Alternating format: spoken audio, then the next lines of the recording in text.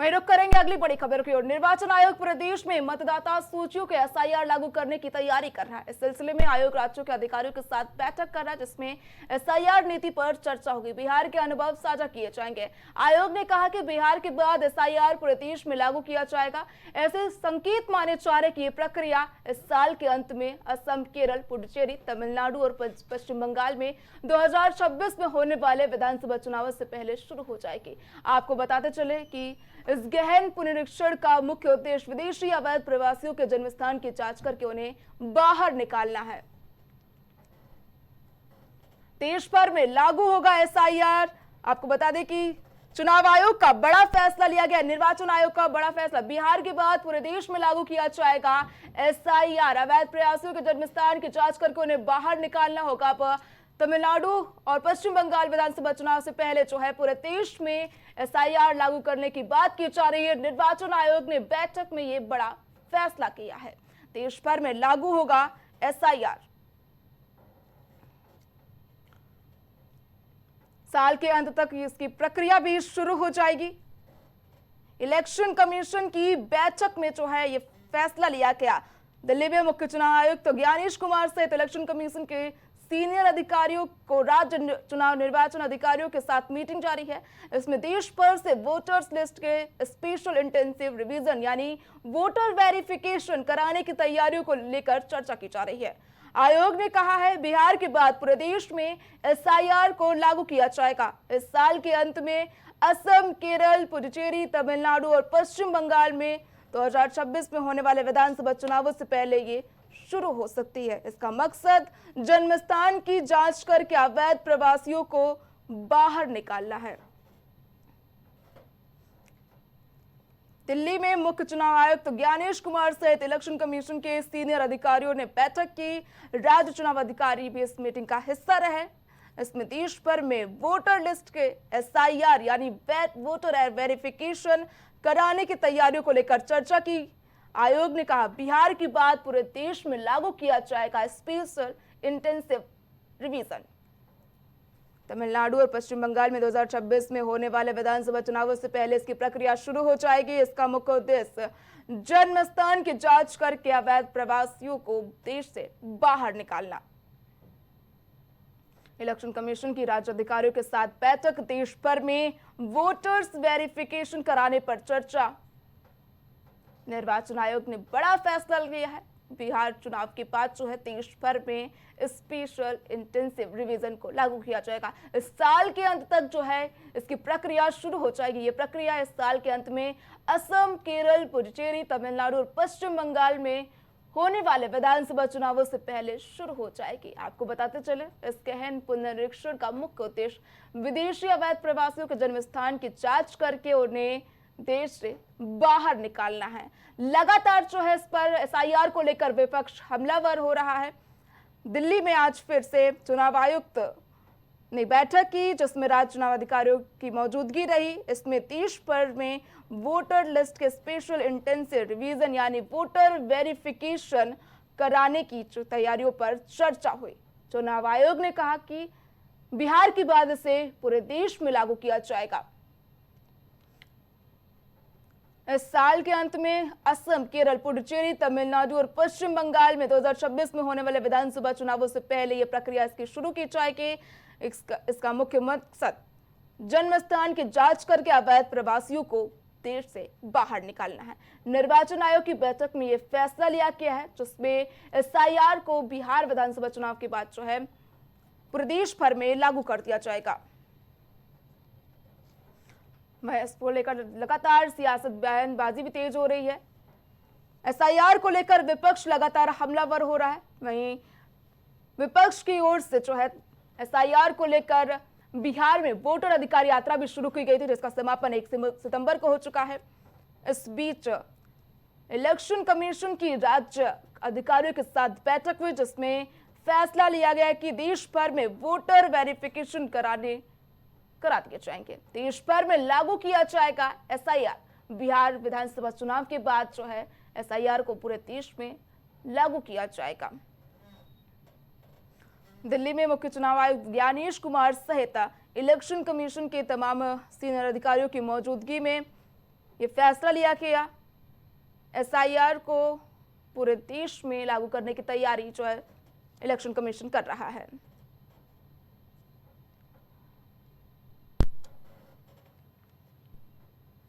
वह इस पर अधिक चर्चा करने के लिए हमारे साथ मेहमान बीजेपी से राघवेंद्र जी जुड़ चुके हैं। राघवेंद्र जी, आपका प्राइम टीवी में बहुत बहुत स्वागत है। राघवेंद्र जी, चुनाव आयोग जो है बड़ा फैसला लिया है, उसने पूरे देश में जो है एसआईआर को लागू किया जाएगा, क्या कुछ कहेंगे? निश्चित रूप से चुनाव आयोग का फैसला सही है।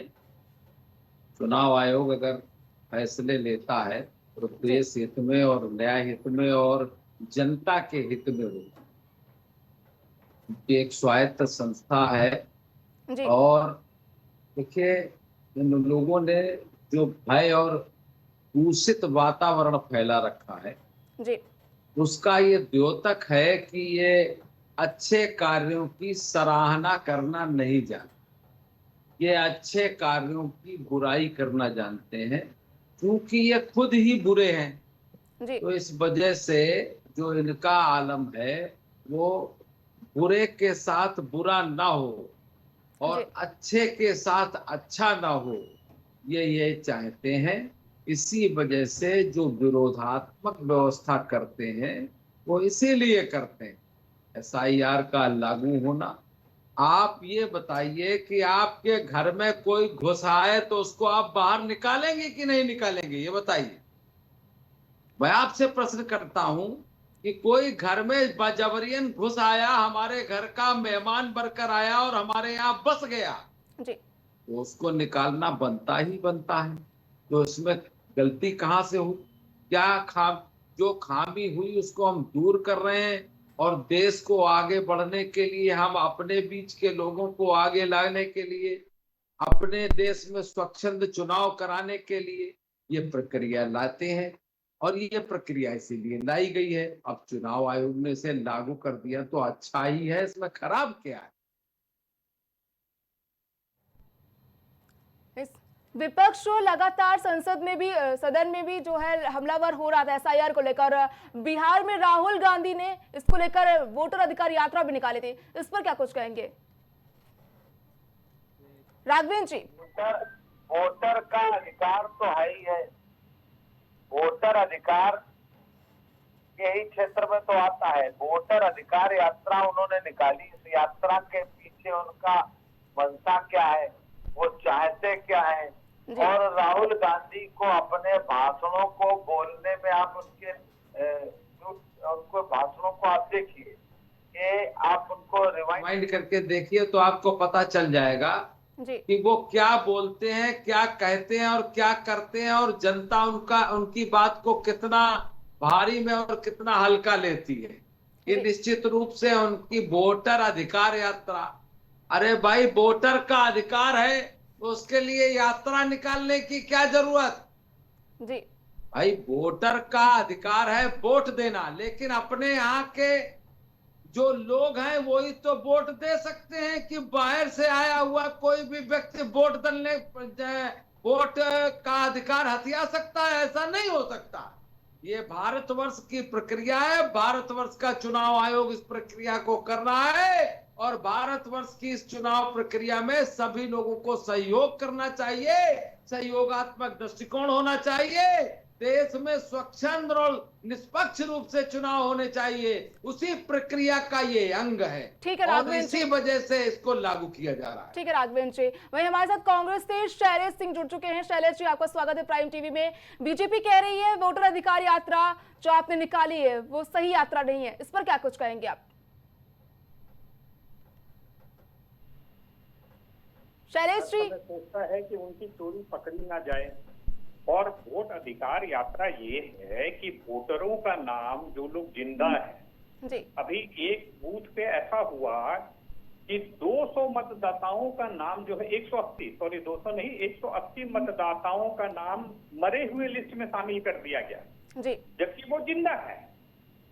260 लोग मरे हुए शामिल किया गया है जिसमें 180 जिंदा है। अब इनकी अधिकार यात्रा अगर विपक्ष नहीं निकालेगा तो क्या सत्ता पक्ष निकालेगी? चुनाव आयोग साफ मुकर जा रहा है कि इस तरह का काम हमने नहीं किया है।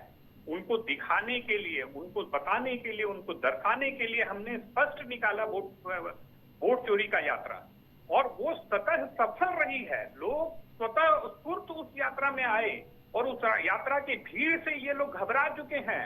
दहाई का आंकड़ा बिहार में अगर सही से चुनाव हो जाए तो दहाई का आंकड़ा बिहार में नहीं पार कर रही है भाजपा।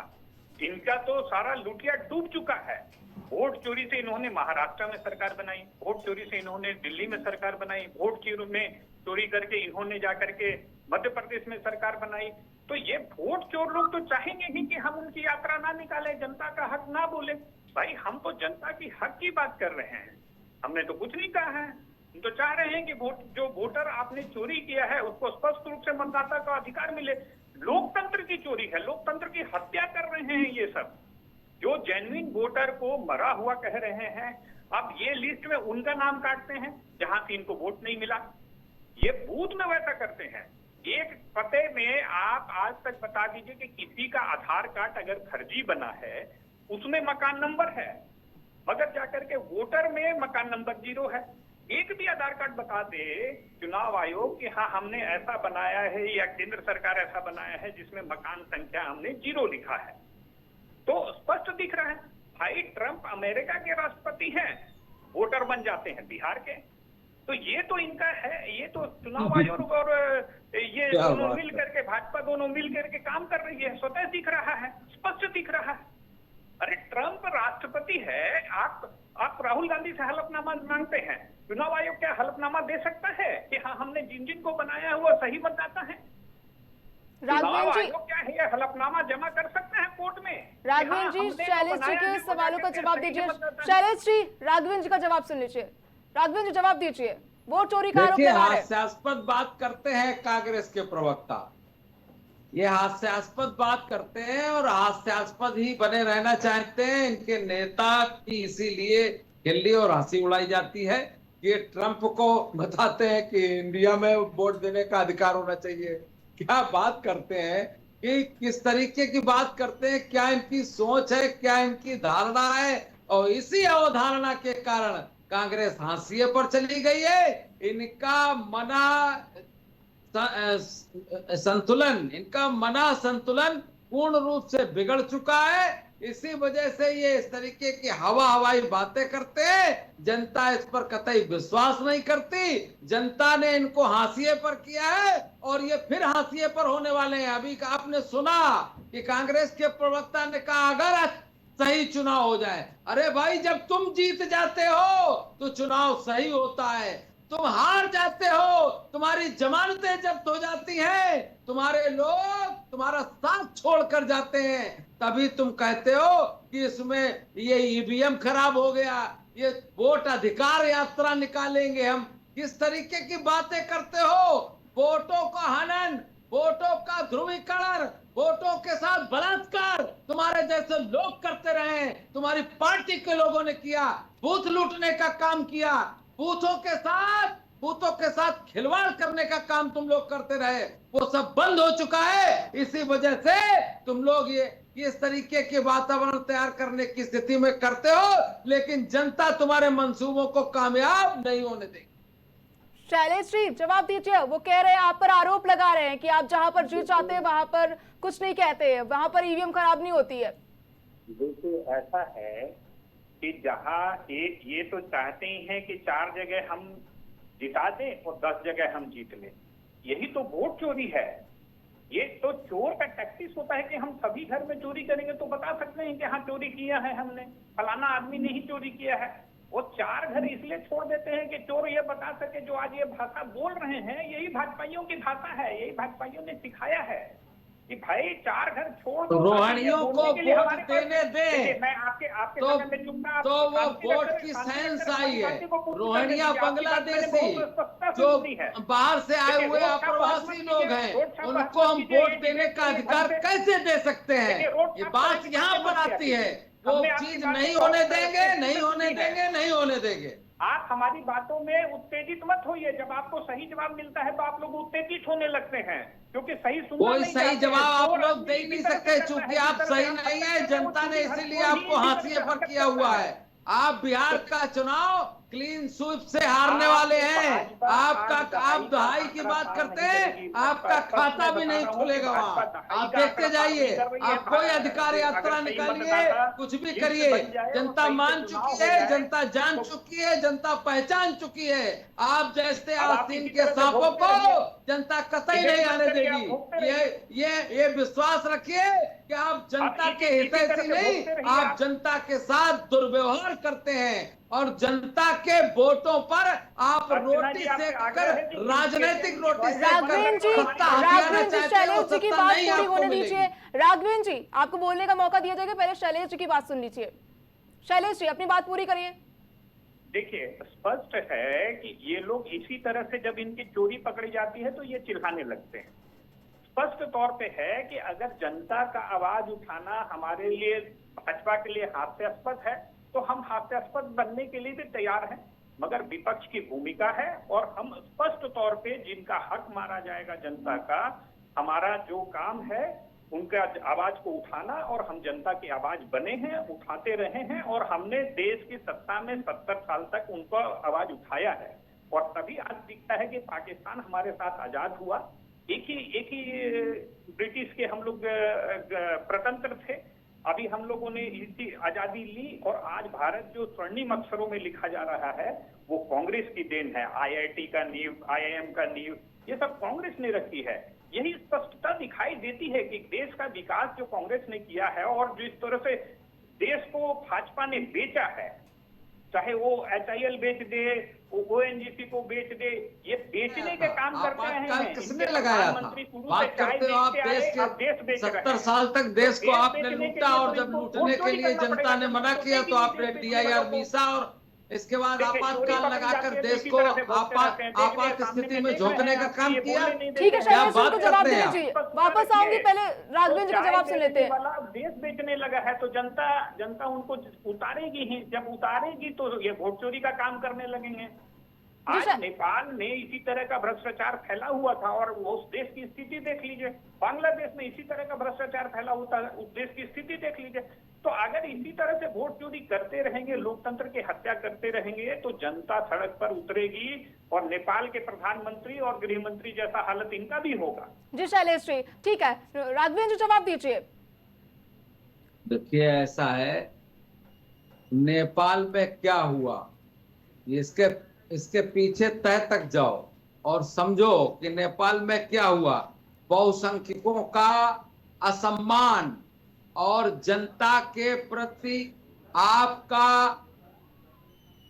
जवाबदेह ना होना, जनता पर जबरदस्ती करना, इस तरीके के कार्य ये तुम लोग करते रहे और 70 सालों तक जनता को दुहा है और जनता को उत्पीड़ित किया है। इसी वजह से जनता तुम्हारे को शासन प्रशासन से दूर किए हुए है, क्योंकि 70 साल तक तुमने मलाई खाई और 70 साल तक देश को लूटा, और लूट करके बोफोर्स या जने क्या कौन से आपने घोटाले किए, किस तरीके के घोटाले किए आपने, जिसमें कि आपके 2G स्पेक्ट्रम घोटाला भी शामिल था, और जने कौन से 3G 2G कोयला घोटाला, ये सब घोटाले किसने किए? ये घोटाले करने के बाद तुम्हारी ये दशा हुई है, और इसी वजह से तुम अधिकार यात्रा की बात करते हो। अधिकार जनता तुम्हें दूर दूर तक देने वाली नहीं। वोट के अधिकार की तुम बात क्या करते हो? तुम नंबर 1 के झूठे हो, और झूठ बोलने में झूठे लेना, झूठे देना, झूठ चबेना, ये राहुल गांधी का कार्यक्रम है। चिर यौवन से युक्त राहुल गांधी अब कभी बूढ़े नहीं होंगे, कभी बुढ़े नहीं है। वो 55 साल की वो उम्र में भी युवा है, और वो युवा नेता माने जाएंगे। एकमात्र कांग्रेस के नेता है, दूसरा नेता उनके आगे आ नहीं सकता। इसी वजह से कांग्रेस की मना स्थिति खराब हो गई है। कांग्रेस के नेता उनको छोड़ कर भाग रहे हैं, और कांग्रेस की स्थिति आगे और खराब होने वाली है। चाहे वो कोई अधिकार यात्रा निकाले, देश को युद्ध की विभीषिका में झोंकने वाले लोग, ये देश को बर्बाद करने वाले लोग, 75 साल 70 साल तक देश को लूटने वाले लोग सत्ता में नहीं आ पाएंगे। इनकी मेन व्यवस्था सत्ता में आने की है। जनता दूर दूर तक इनको सत्ता में नहीं आने देगी। ठीक है, शैलेश जी बताइए, जवाब दीजिए। बीजेपी कह रही है कि सत्ता में जो आपको नहीं आने देगी, लगातार जो आप पर इल्जाम लगा रही है, जनता नहीं आने देगी, बीजेपी नहीं, मैंने ये कहा जनता नहीं जनता नहीं आने देगी, वही बात, जनता नहीं आने देगी। ऐसा है कि आज ही राहुल गांधी जी का कार्यक्रम रायबरेली में था और भाजपा के एक मंत्री ने उनको रास्ते में रोकने का काम किया, वहां के भाजपा के कार्यकर्ता और भाजपा के मंत्री ने। क्या यह स्वस्थ लोकतंत्र है क्या कि आप किसी को सड़क पर रोक रहे? कल मोदी जी की अगर यात्रा होगी तो कांग्रेस के कार्यकर्ता आके सड़क पर आ जाएंगे उनको रोकने के लिए, उनके गंतव्य तक नहीं जाने देंगे। तो ये तो इनकी मानसिकता है, इनकी मानसिकता में दिख रहा है कि सत्ता की जो लुलुपता 70 सालों तक इनके मन में बैठा हुआ था, ये तो अटल बिहारी वाजपेयी जी का भी कार्यकाल जो है ना, ये कांग्रेस के कार्यकाल में काउंट करते हैं, क्योंकि वाजपेयी जी एक अच्छे नेता थे और कांग्रेस भी मानती थी कि भाई विपक्ष में एक अच्छा नेता है। तो इसलिए जाकर के ये तो लुलुपता वाले चाय बेचने वाले लोग जो आए हैं, ये देश को बेचने का काम कर रहे हैं और उस देश बेचने में जो कांग्रेस आड़े आई हुई हमारे हिसाब से तो सब्जी बेचने वाला, चाय बेचने वाला सत्ता में आना ही नहीं चाहिए। केवल एक युवराज है यौवन से युक्त, वही प्रधानमंत्री बन सकता है। चाय वाला और सब्जी वाला, आप भाषा देखिए क्या बोलते हैं लोग, चाय वाला को सत्ता में आना ही नहीं चाहिए और सब्जी वाले को सत्ता में नहीं आना चाहिए। आपकी क्या सोच है, आपकी विचारधारा क्या है, आप क्या सोचते हो, आपकी क्या मनस्थिति है, इससे दर्शाता है देश की जनता इसको कतई बर्दाश्त नहीं कर रही है। इसीलिए रोहिंग्याओं को और विदेशी लोगों को देश से बाहर निकाला जा रहा है। जांच की बात करते हो, जांच बता नहीं पाते हो। राघवन जी ठीक है, आप दोनों का हमसे चर्चा करने के लिए बहुत बहुत धन्यवाद। आपको बता दें कि निर्वाचन आयोग का बड़ा फैसला, बिहार विधानसभा चुनाव के बाद पूरे देश में लागू किया जाएगा SIR। देश भर में लागू किया जाएगा SIR। इस साल के अंत तक प्रक्रिया भी शुरू हो जाएगी। निर्वाचन आयोग का बड़ा फैसला, आज दिल्ली में बैठक की गई जिसमें निर्वाचन आयोग ने बड़ा फैसला किया और कहा कि पूरे देश में लागू किया जाएगा SIR।